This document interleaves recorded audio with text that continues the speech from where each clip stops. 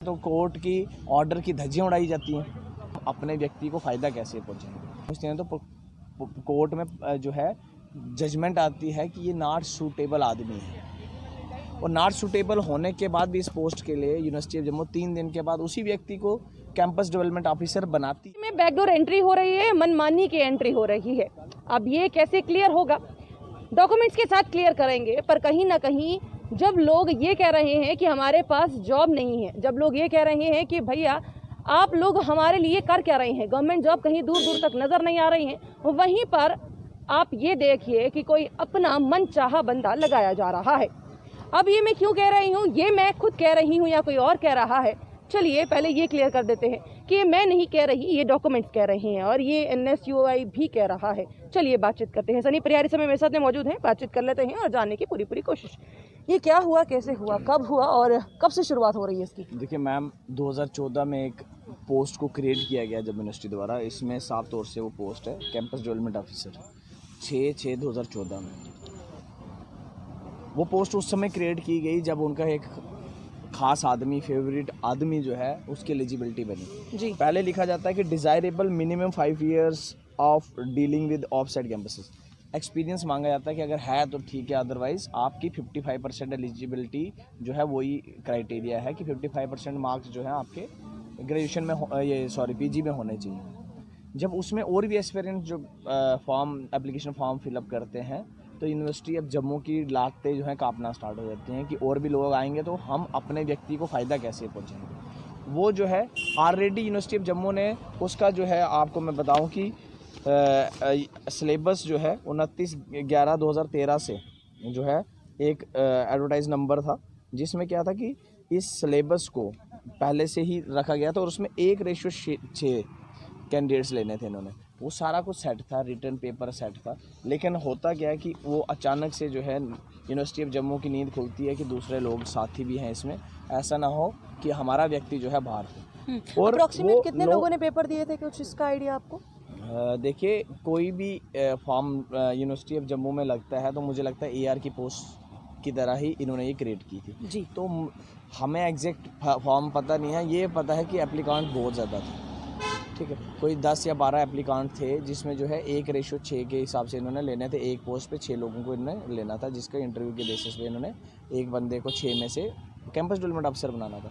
लेकिन इनके चालाकी और इनकी बदमाशी देखिए, 9/7/2017 को जो है ये क्रैश कर देते हैं उस रिटर्न पेपर को। इन्हें पता था कि रिटर्न पेपर होगा तो उनका मनपसंद आदमी अंदर नहीं आएगा। ये पोस्ट निकाली कब थी? 2014 में। और ये जो नोटिस आया ये कब आया? 2017 में जो है इसको खींचा गया और अभी तक भी ये वैकेंट है पोस्ट, अभी तक भी ये पोस्ट जो है फिलअप नहीं हुई है। या अभी भी कंट्रेक्चुअल बेसिस के ऊपर उसी व्यक्ति को जिसको ये देना चाहते हैं, क्योंकि ये उसका इंतज़ार कर रहे थे कि उसका एक्सपीरियंस बने। और 2017 के बाद जो है जब ये पोस्टपोन कर देते हैं इस रिटन टेस्ट को, तो ये कोर्ट में जब पिटिशनर पहुंचते हैं तो कोर्ट में जो है जजमेंट आती है कि ये नॉट सूटेबल आदमी है, और नॉट सूटेबल होने के बाद भी इस पोस्ट के लिए यूनिवर्सिटी ऑफ जम्मू 3 दिन के बाद उसी व्यक्ति को कैंपस डेवलपमेंट ऑफिसर बनाती है।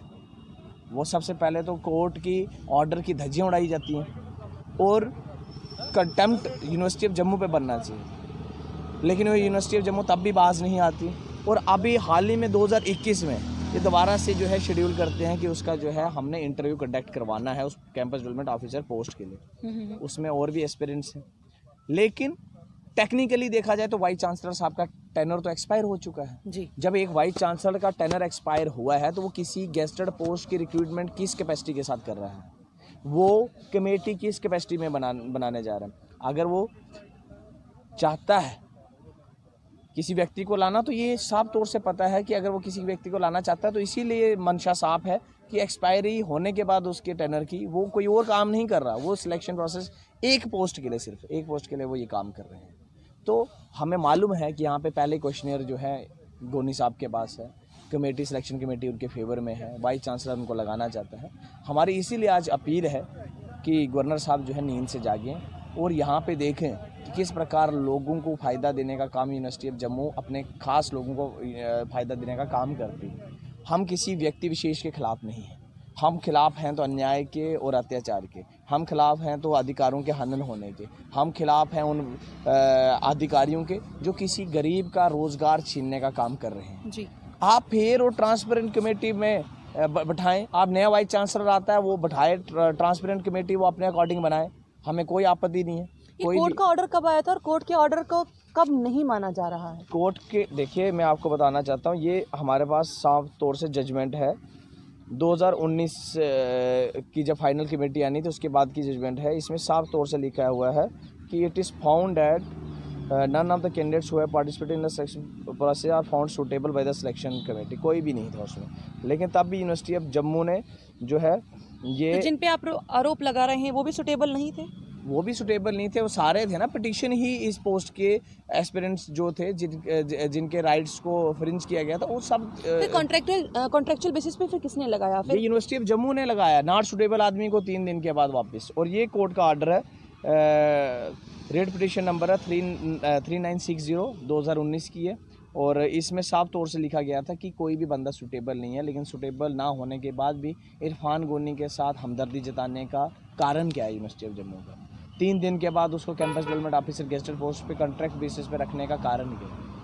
ये साफ तौर से उनकी मंशा ये है कि इरफान गोनी को जल्द से जल्द यहाँ पे रिक्रूट किया जाए। जाते समय वाइस चांसलर साहब उनके ऊपर जो है कोई जो है कर्ज जो है रखना चाहते हैं कि मैंने आपको लगाया है, और हम ये कभी बर्दाश्त नहीं करेंगे। और हम चाहते हैं कि लेफ्टिनेंट गवर्नर साहब इसमें पर्सनली इंटरवेन करें और देखें कि इसमें कितनी जो है ट्रांसपेरेंसी है, कितना फेयर सिस्टम है। आपको लगता है ये पहली ऐसी पोस्ट है या इससे पहले भी ऐसी कई पोस्ट पे लगा चुके हैं? देखिए, ये पहली बार ऐसी campus development post campus development officer की पोस्ट निकाली गई है, और 2014 में निकाली, और 7 साल हो गए रिक्रूटमेंट ही नहीं हो रही।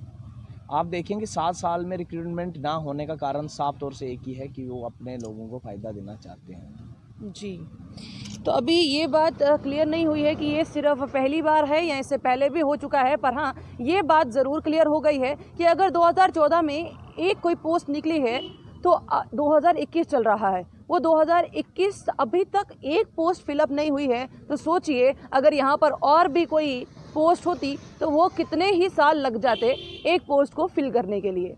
ये तो बात एक रही। दूसरी बात, क्या सच में ऐसा हो रहा है? और अगर ऐसा नहीं तो जम्मू यूनिवर्सिटी खुद सामने आए और इसको क्लियर करे। और अगर ऐसा वो सामने आकर क्लियर नहीं करती हैं तो कहीं ना कहीं ये जो इल्ज़ाम लगाए जा रहे हैं ये सत्य प्रमाणित हो जाएंगे, और इस पर फिर कार्रवाई होनी ज़रूरी चाहिए भी। पर इसके साथ साथ में एक सवाल और भी उठता है कि अगर कोर्ट ने ये बात कह दी है, फिर कोर्ट की बात जम्मू यूनिवर्सिटी क्यों नहीं समझ पा रहा है या फिर समझना नहीं चाहता है? सवाल कई हैं, सवालों के जवाब अब मिलने ज़रूर चाहिए। आपको क्या लगता है? कमेंट बॉक्स में कमेंट करना ना भूलिएगा। बने रहिए जम्मू परिवर्तन के साथ। मुझे और रोहित जी को दीजिए इजाज़त। नमस्कार।